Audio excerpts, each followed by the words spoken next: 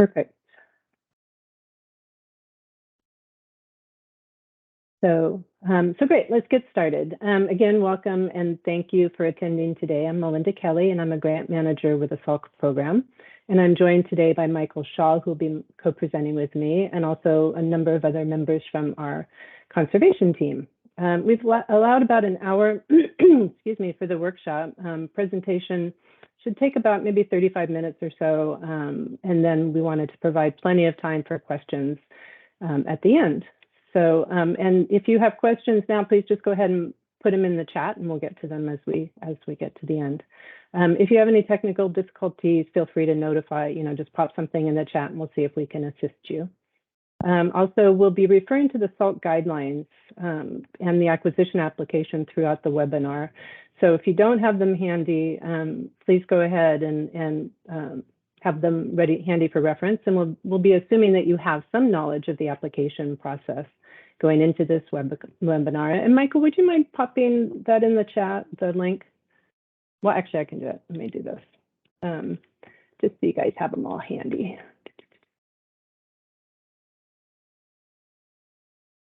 There you go. It's nice to have them as reference. So you'd want both the guidelines and also the application to have those handy.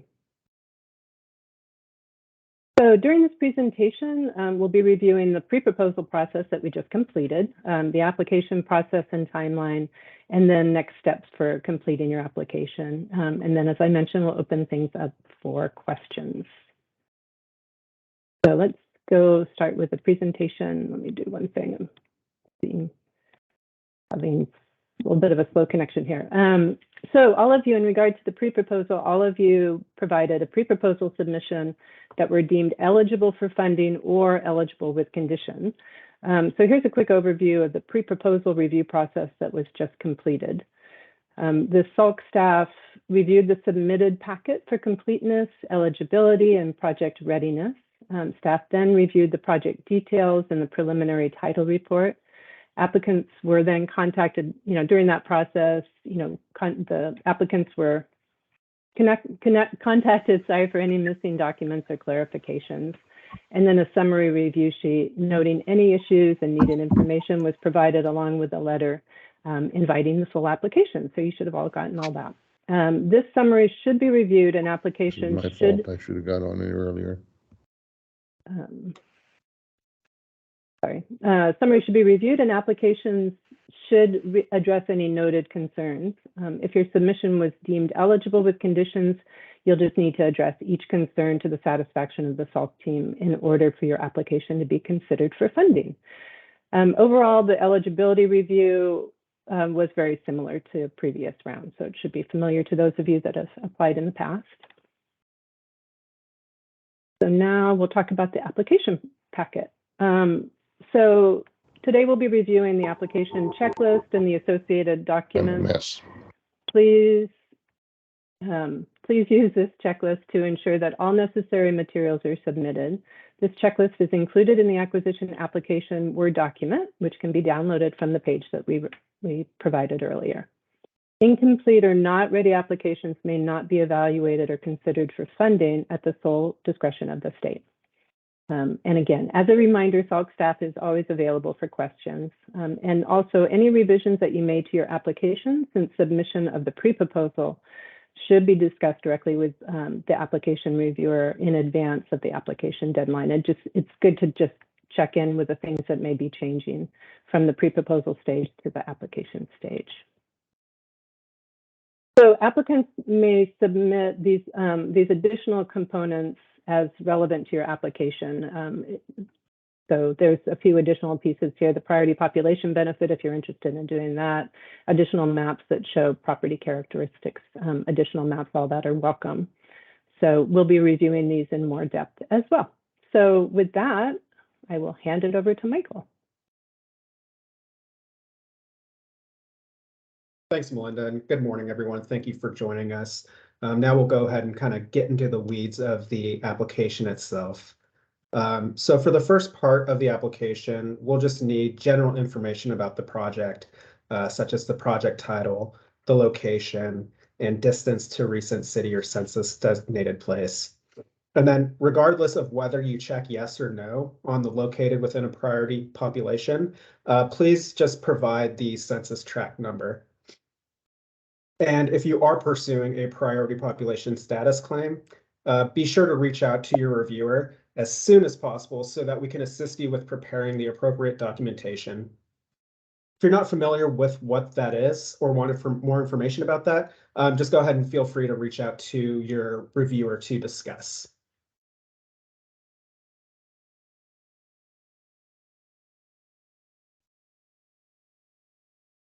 And then for the project cover sheet, project funding section, for the acquisition amount, the applicant will only need to include the cost for the easement or the fee being requested of SALC. No appraisal is needed at this stage. However, justification of the estimate is sufficient. For the associated costs, the Strategic Growth Council will award $60,000 in associated costs to all awarded projects unless the applicant requests less in the project funding section of the application.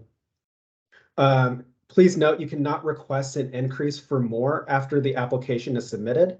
Requesting more does not decrease your chances for being selected. So if you do request for more in the application, you will need to provide justification. Applicants are not required to provide a detailed budget with their application unless they're requesting more than $60,000 in associated costs. If that's the case, you should have received a copy of the budget template with your pre-proposal feedback. You should complete the spreadsheet and submit it with your application. The Strategic Growth Council has discretion to increase a project's associated cost allocation if it's determined such costs are necessary for the work needed to complete the project. For everyone else, if awarded, grantees will be asked to complete a budget for inclusion in their grant agreement. Eligible associated costs include staff and subcontractor time, the baseline report, preliminary title report, just one appraisal, and that appraisal will be the one that is approved by the Department of General Services, and escrow and closing fees. All other costs such as surveys, environmental site assessments, and mineral remoteness evaluations will still be subject to department review and approval. The Department of Conservation accepts invoices for associated costs on a monthly basis. However, we still require that cost be incurred within the grant term to be eligible for payment. As for the management and carbon farm plans, applicants can request either, not both. Please be sure to clarify which plan you will be pursuing in the application. If you're pursuing a management plan, delete the carbon farm. If you're looking for a carbon farm plan, then delete management. That way the reviewer knows which plan you are requesting. For match source, if you have not applied yet, list those sources you anticipate applying to. And then for estimated fee, fair market value, needed for fee acquisitions only. SALC only pays 75% of the estimated easement value of a hypothetical easement placed on the property, unless the project qualifies for priority population status. And then the applicant will need to provide a match for the remainder for that 25%.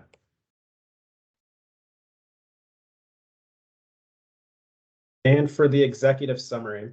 So this section should be a maximum of 1 page, should include a brief but thorough description of the proposed project and its scope, such as the project type, the current agricultural use, farmland quality, the location, size, whether the landowner is a lessee or if lessee operated, and the length of the lease, if appropriate.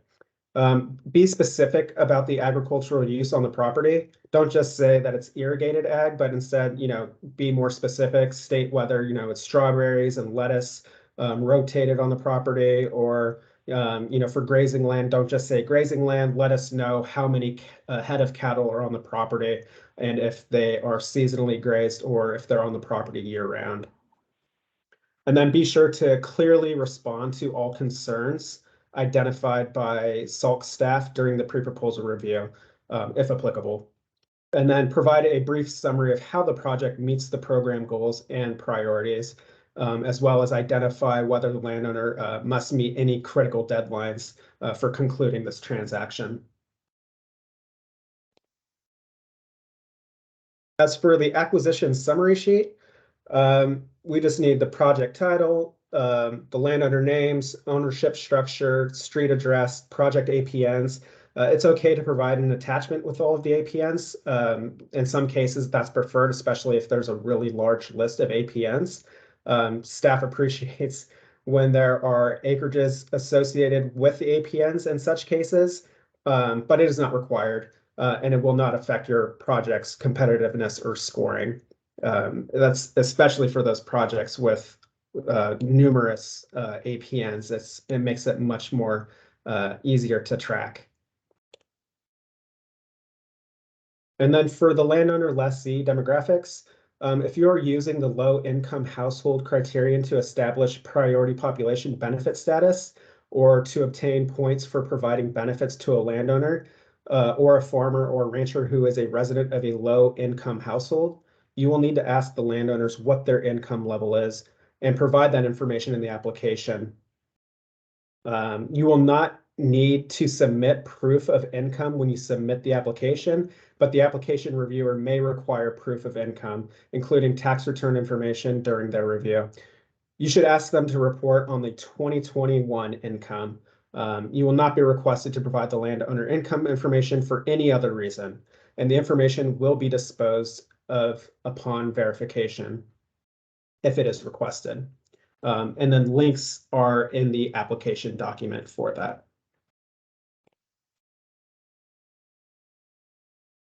Items in the demographics section should be completed for the landowner or lessee who farms or ranches the property.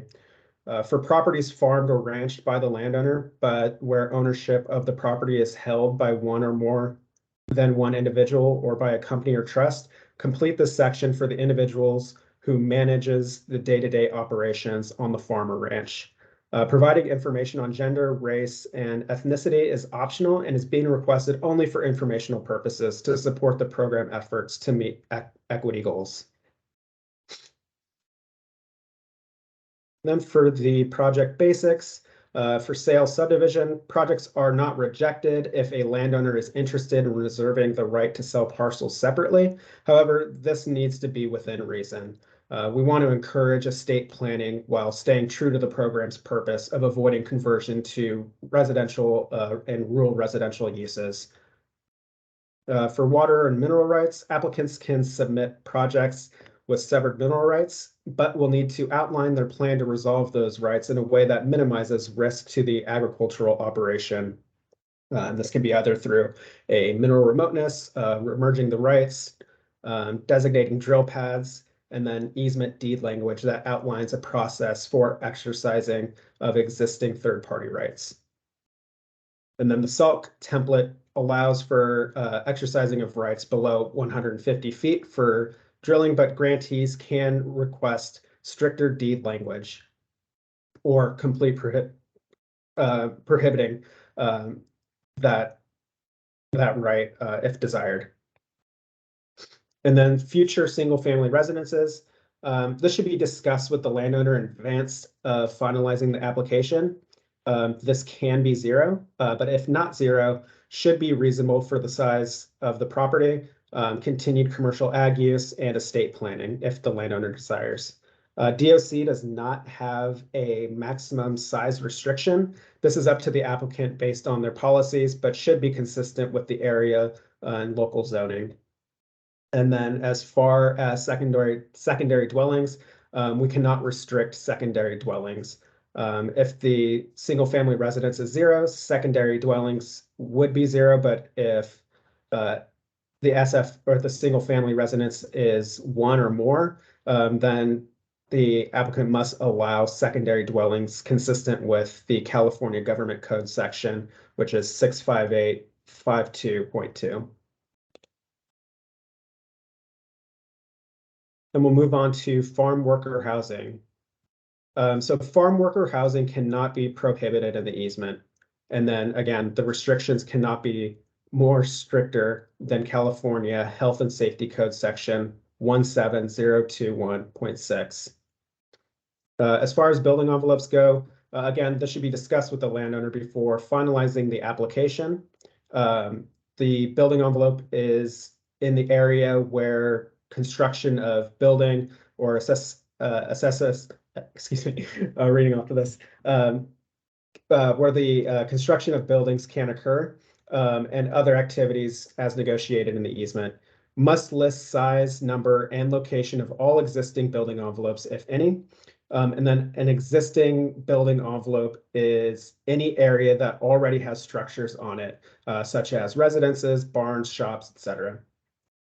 The applicant must list the size and number of future building envelopes. If there are no existing building envelopes, there should be at least one future building envelope to accommodate future farm worker housing. And then applicants do not have to identify the location of the future building envelopes in the pre-proposal or the application or the easement. However, if they and the landowner choose not to identify the location at this time, they must agree to deed language that describes the process for that building envelope identification in the event of construction of a single family residence or farm worker housing, and submission of an application without a location identified will be considered acceptance of that term. And then for the other reserved rights, such as, this is a placeholder for oil and gas sites, solar and wind, communication towers, and just kind of gives us the whole picture of the project.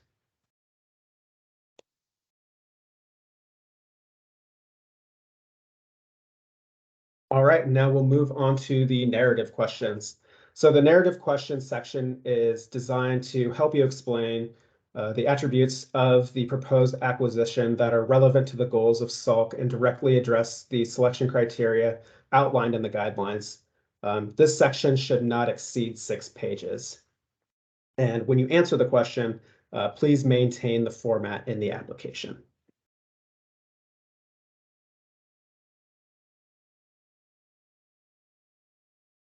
So for agricultural use, factors considered when scoring this selection include soil quality and water availability and quality. For irrigated projects, you should use the farmland mapping and monitoring program.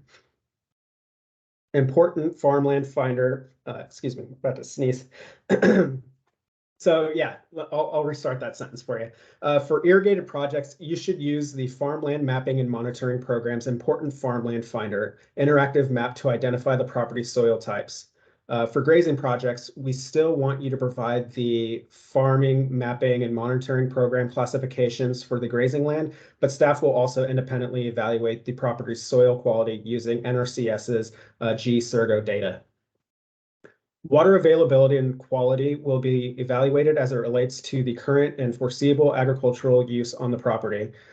Projects in high and medium priority groundwater basins, as defined by the Sustainable Groundwater Management Act, will be evaluated based on the type and diversity of water sources available on the property, as well as how water intensive the agricultural use on the property are, with projects with a diversity of water sources scoring more points.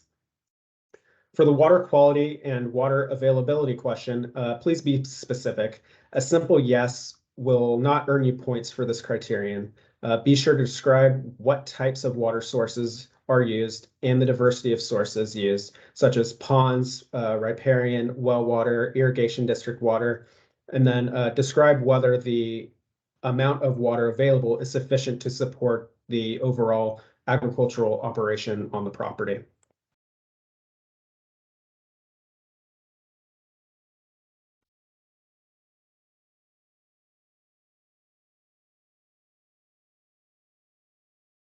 And next slide, please.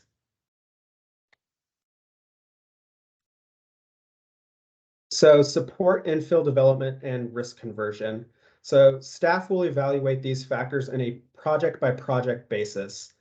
Factors considered when evaluating these two criteria may include the likelihood the property will be converted or is adjacent to lands likely to be converted to non-agricultural uses in the near future. At the application stage, projects at risk of conversion to residential or rural residential uses in the near future will be prioritized for funding. And things to consider as you complete this section. Whether the property acts as or adds to a community separator or greenbelt, relevant land conversion and development trends in the region, including parcelization, recent changes in land use, housing development patterns, and recent increases in housing costs, commute times to job centers, development rights associated with the developability of the property, including minimum zoning ordinances, regulations that may limit development, and landscape factors that may impede development.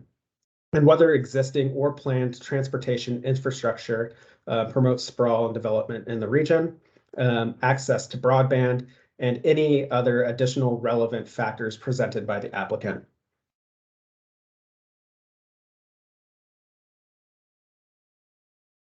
So factors considered when looking at program goals in this section include the number of goals addressed, as well as the extent to which a project meets individual goals. Projects that must meet one goal very well will score better than projects that superficially meets multiple goals. Goals evaluated in this section are contributing to carbon neutrality and building climate resilience, supporting sustainable land management, reducing risks from extreme climate events, contributing to the state's effort to combat climate change, supporting coordinated land use planning, safeguarding the state's economic sustainability, as well as food security, and protecting biodiversity. For proximity to other protected lands, you should provide maps of other conserved lands in the vicinity of the project to support our evaluation and describe the conserved lands nearby in the narrative portion of the application. And then, of course, provide details and examples of how the project meets these goals.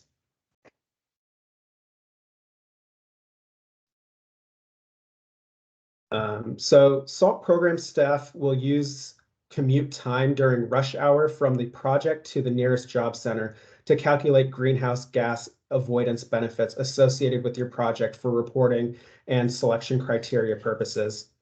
For the purposes of SALC, the physical geographic extent of the proposal assessed to estimate the GHG emission reductions at the application stage.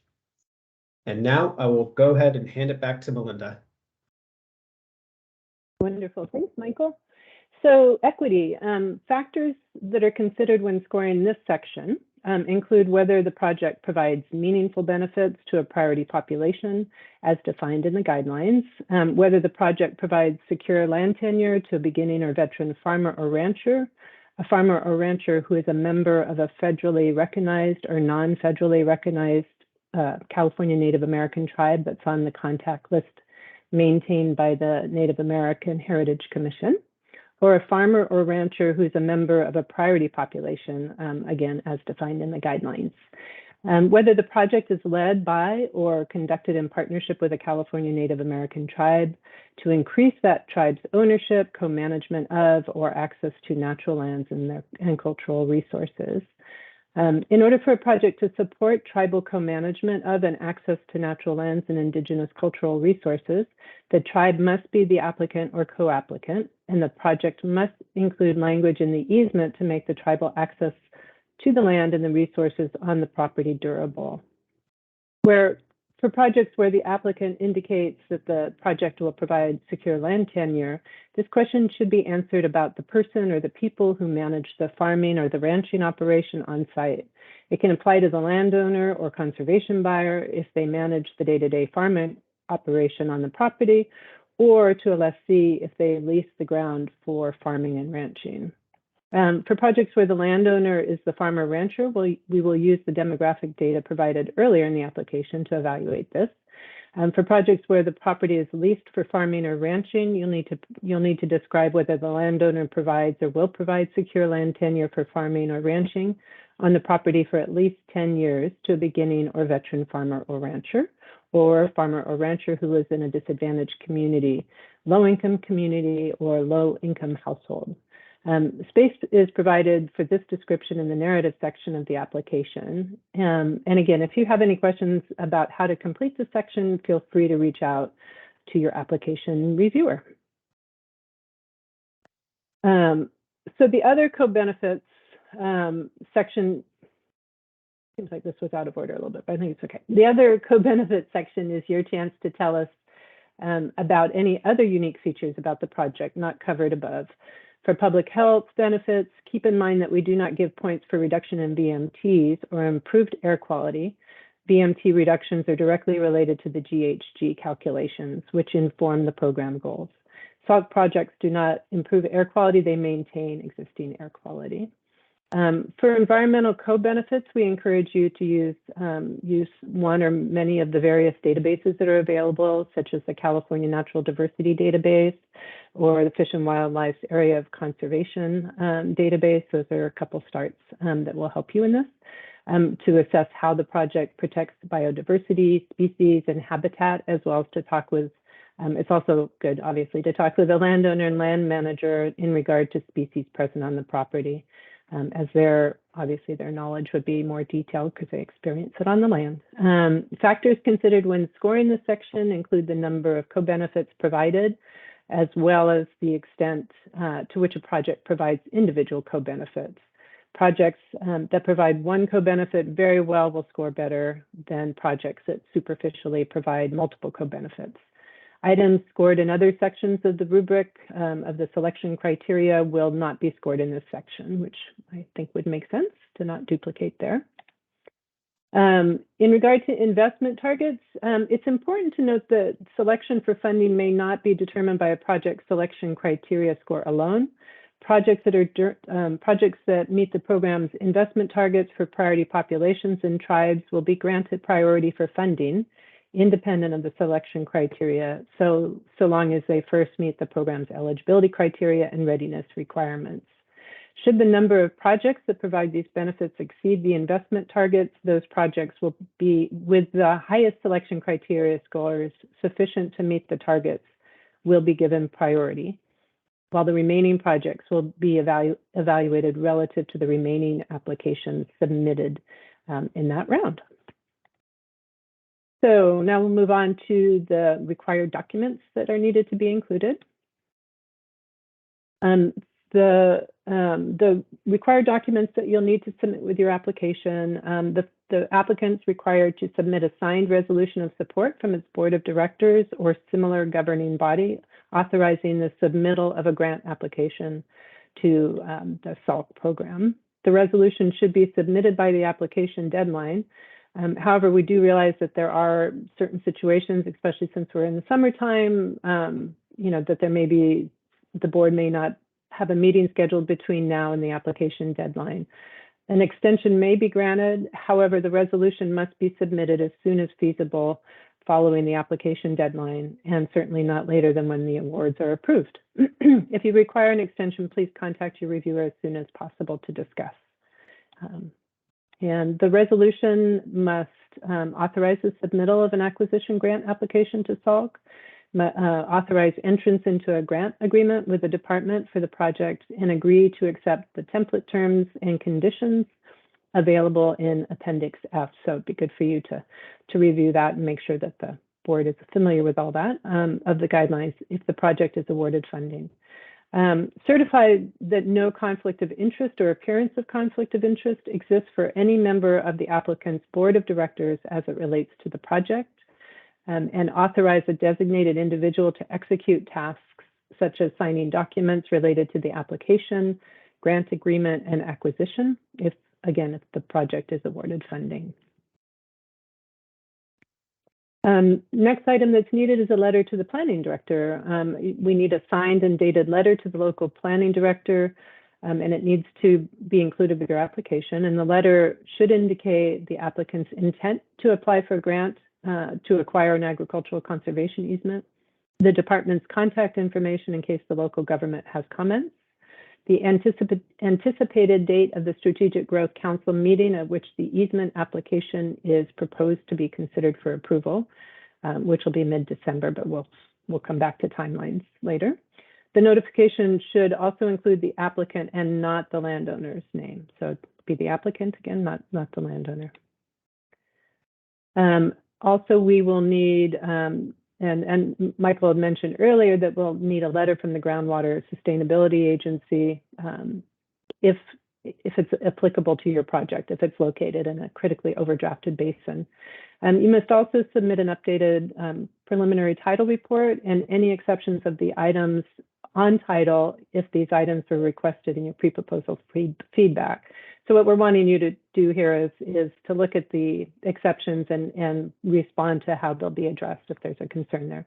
And we'll also need support for your estimated value, which could be an appraisal, but could also be an estimate based on previous easements conserved by your organization in the area, which kind of circles back to your question, Tracy. So we just, if you know, it'd be great to have an appraisal, but we don't require that. Sometimes appraisers will provide some estimate, but also if there's previous, easements in the area, that's also a great thing. Also include revised maps if requested by the reviewer in your pre-proposal feedback. So now we'll talk just briefly about the application review and timeline. So this slide shows an overview of the pre-proposal application and grant award timeline. So June 15th, we received the pre-proposals. July 22nd is when we provided, the team provided the eligibility determinations and the feedback. And then, as you all know, we're in the process of starting to schedule site visits between now, we'll be doing those between now and mid-October. I'll touch on that a little bit more in a moment. And then before September 9th, just as a reminder, before the deadline, SALC staff is always available to provide technical assistance, so don't hesitate to reach out. September 9th is the application deadline for eligible projects, and it's due by 11:59 p.m. And it needs to be sent directly and electronically to the salcp@conservation.ca.gov email address. And that's email address is on the website and it's within the guidelines as well. And then mid-December, at this point, I believe that the SGC meeting is scheduled for December 15th, which is when the awards would be recommended for approval by SGC. And then typically we target early March for the grantees to enter into grant agreements with DOC. And of course, these dates are subject to change if things happen, but usually we're pretty good on being on schedule. So the application review process, the applications will be reviewed for completeness, readiness, and the extent to which they meet the selection criteria and address the program priorities. So it's good to go back and really look at that selection criteria section so you know that you're really addressing, really fully fleshing out your proposals based on that. Incomplete applications may not be evaluated or considered for funding at the sole discretion of the Strategic Growth Council. And as I mentioned earlier, department staff will perform a site visit of each proposed project and to verify the accuracy of and better understand the proposal, as well as to clarify any outstanding questions identified through the pre-proposal or application review. Applicants will be asked to arrange a tour of the property, which must be attended by a representative of the applicant and by the property owner or property owner representative. Department staff may conduct virtual site visits in lieu of in-person site visits consistent with state guidelines. So as I mentioned, we'll be reaching out and have been reaching out to set up site visits and conducting those through mid-October. Following the department's initial review of the projects in relation to the eligibility criteria, selection criteria, and readiness rankings, DOC will provide the Strategic Growth Council with recommendations for funding or as alternatives. So as noted earlier, applications are due September 9th. Feel free to reach out with questions. The SALC web pages have all the required documents available for download. Everything should be current there. We try to keep all the dates and everything current there as well. So with that, we'll open it up to questions. So feel free to pop something in the chat, or if you want to raise your hand, we can take, you can bring them up at this time. I know it's a lot to take in, but I think many of you have done this before and not a whole lot has changed, but we're very open to your questions.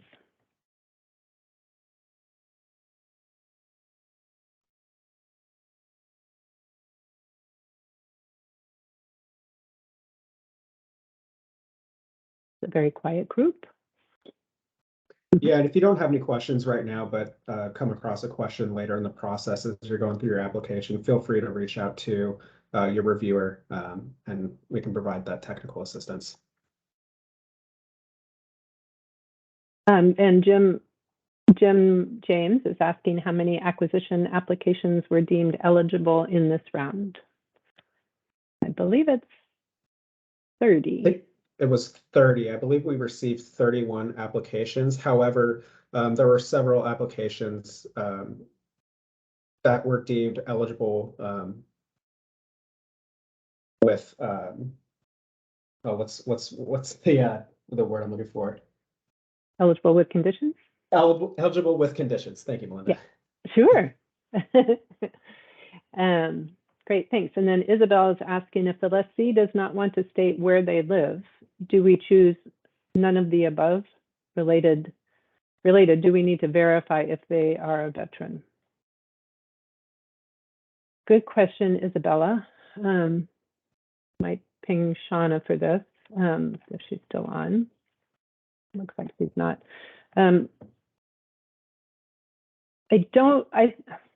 Michael, do you remember on the veteran verification? I don't. We'll get in contact with Shauna and then we'll get back to you, Isabella, on that question. That's a good question then. Thank you. Hannah is asking on valuation, given the strong growth in real estate value since our last completed easement, we thought using current real estate listings, recent sales data would be a better way to estimate easement value. Is this allowed? Yeah, and realizing, you know, real estate is kind of an interesting market right now. You know, I think there's a variety of different approaches on how to do this, and I think you could work with your reviewer to kind of flesh that out a little bit. You know, some of the, you know, the easement value may not change quite as much as the land value, so you know, recent closings would be a good gauge for that. Michael, any thoughts about that? No, I think that all sounds good. And then Jim's asking if we have a sense of the total funding available for this round of acquisitions. We don't at this point. I think it's formalized in September. As far as how that is, it's based on the greenhouse gas reduction, the cap and trade market. So I think it looks like it's been a pretty good year, but I don't know exactly how much that will be. I think we had mentioned that it would be at least 65 million or more, but we're not. Again, we'll have that available. Yeah, that was our estimate, but we should have a solid number by September. Yeah.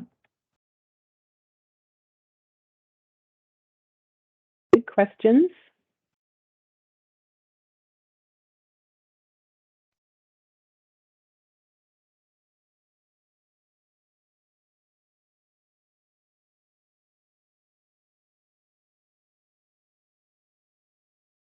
And as I mentioned, we'll probably get this sent out, the PowerPoint slides as well as the video in the next day or two, so you'll have that for reference too.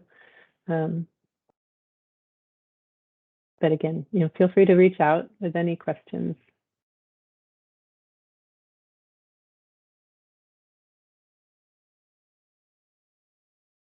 The entire packet needed to be DocuSigned. Don't believe that's the case anymore.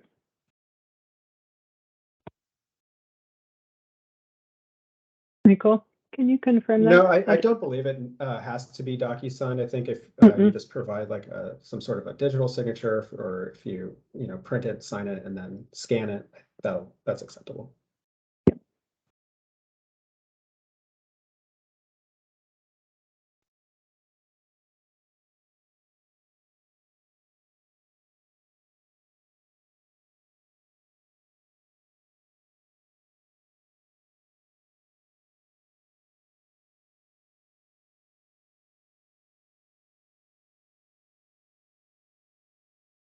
there's no more questions, we don't want to keep you from your lunch.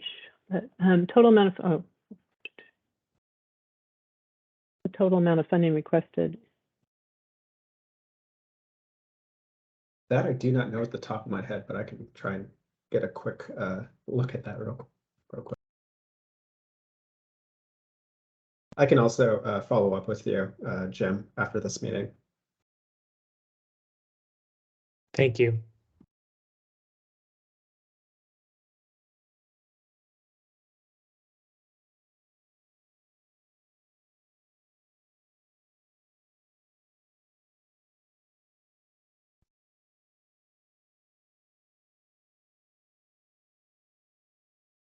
Okay, well, I think we'll wrap things up unless there's some more questions. I want to allow time and space if there's more.